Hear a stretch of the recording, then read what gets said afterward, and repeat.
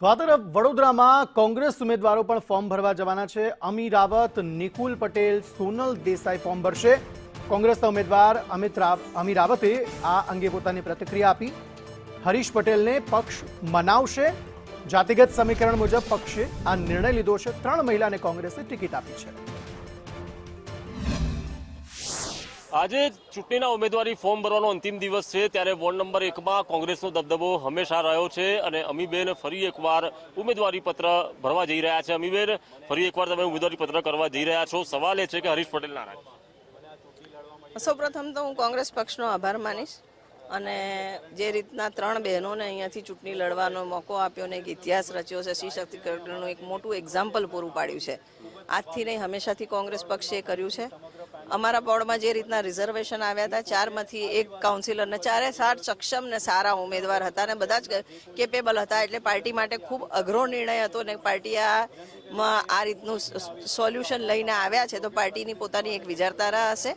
અને હરીશભાઈનું ફેમિલી ને હરીશભાઈ પોતે બી વર્ષોથી કોંગ્રેસમાં એક્ટિવ રહ્યા છે અને કોંગ્રેસ વિચારધારા સાથે સંકળાયેલા છે, તો મને ખાતરી છે કે પાર્ટીના આગેવાનો એમને બી આનું કારણ સમજાવીને એમને ડેફિનેટલી સત્તા પરિવર્તન થશે। જે રીતના વડોદરા શહેરમાં આખું પોલિટિકલ સિનેરિયો છે અને જે રીતના લોકો પૂરથી જે હરણી બોટકાંડ થયો કે લોકો ચાલતા ચાલતા ખાડામાં પડી જાય, આખા શહેરને ખોદીને ખડોદરા બનાવ્યું છે, એર ક્વોલિટી ઇન્ડેક્સની વાત કરીએ, મોટા મોટા ભ્રષ્ટાચારની વાત કરીએ અને પ્રધાનમંત્રી આવાસ યોજના હેઠળ લોકોને જે રીતના બેઘર કરી અને એમને એક રાતનો અભિશાપ બની ગયો છે, આ તમામ વસ્તુ નાગરિકો ત્રાહિમામ પોકારી ગઈ છે। દર વખતે એમને મૂર્ખ બનાવવા જે વાયદાઓ કરતા હતા, રિવરફ્રન્ટ ડેવલપમેન્ટના નામે, સ્માર્ટ સિટીના નામે, કોઈ વાર સિંગાપોર બનાવવાની વાત, કોઈ વાર શાંઘાઈ બનાવવાની વાત, પ્રજા હવે સમજી ગઈ છે, પરિવર્તન માટે તૈયાર છે અને જેટલા ફોર્સિસે સત્તાને એક્સપોઝ કરવા માટે કામ કર્યું હતું, તમામ કોંગ્રેસમાં યુનાઇટ થયા છે, ત્યારે સત્તા પરિવર્તન નિશ્ચિત છે।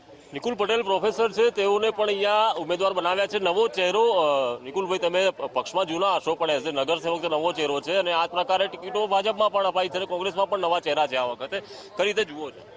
વડોદરા શહેર કોંગ્રેસ સમિતિ પ્રમુખ ઋત્વિજ જોશી, ગુજરાત પ્રદેશ કોંગ્રેસ સમિતિ પ્રમુખ અમિત ચાવડાજીના ખૂબ ખૂબ આભાર વ્યક્ત કરવા માંગીશ કે મને આ મોકો મળ્યો છે। મારી વર્ષોની તપસ્યાનો મને આજે જ્યારે સેવાનો મોકો મળ્યો છે, તો સિનિયર કાઉન્સિલરોના નેતૃત્વમાં આ ચૂંટણી લડવા મળી રહી છે। મને વિશ્વાસ છે કે આવનારા દિવસોમાં વોર્ડ 1માં સમગ્ર પેનલ ખૂબ જ જંગી બહુમતીથી જીતીને આવશે। જે રીતના લોકોના કામ ભૂતકાળમાં થઈ રહ્યા છે અને એમને જે કોંગ્રેસ પર વિશ્વાસ મૂક્યો છે, એવો જ વિશ્વાસ આવનારા 5 વર્ષ માટે કોંગ્રેસના તમામ ઉમેદવાર લોકોને આપી રહ્યા છે।